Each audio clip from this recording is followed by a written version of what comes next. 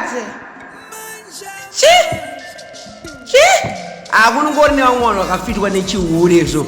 Kimbasha kolokosha. Icha. Ola chinakirwa zvake nemagaro emukadzi wemunhu.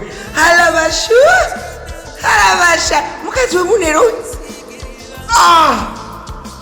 Nemi kumba kuchenere kumba kwamunetsiwa naimi vanhu kwamunetsiwa muroora wenyu muneitswa kaitwa madza Kalabasha unere kungundu Kalabashanda Kalabasha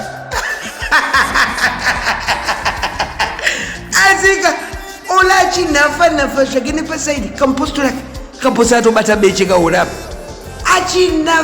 NHAFA like really? Kalabasha? Name, chiko chiri kuitika mama no. Harare. Aska, ingonu mpenywera aska. Akadika kana ndakauraiwa akachelewa basi pekateri. Ari kongoni. Amai wekani. Nafa zvakula achikana. Ulaitogadzisa mburi yange yamira mburugomo. Pakaisa ruko mujaketi yange yatoti twasa.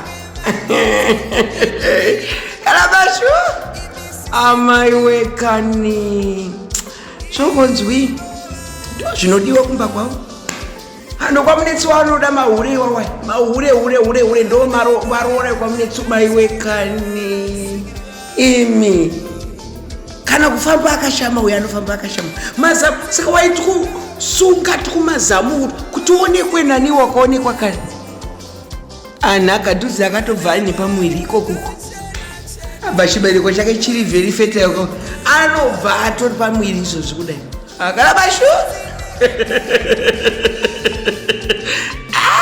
unoziyana yako iyo wigi wakaidzura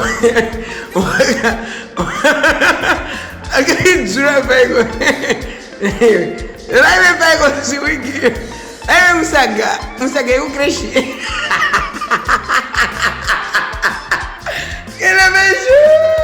Kalabashanda aive mantorokoto imi kaimi haya uonerera Jesu